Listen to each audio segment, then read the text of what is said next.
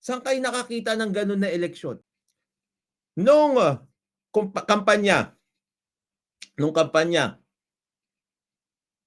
nung 2025, saan kayo nakakita ng eleksyon, local election, pero yung mga trolls namin na kalaban, galing Maynila. Lahat! Pati mga vloggers, galing Maynila. Pag merong debate, merong post si Mayor Magalong, merong live stream, nandun sila.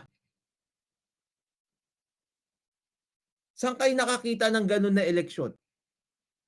Local election, Baguio City, maliit na syudad.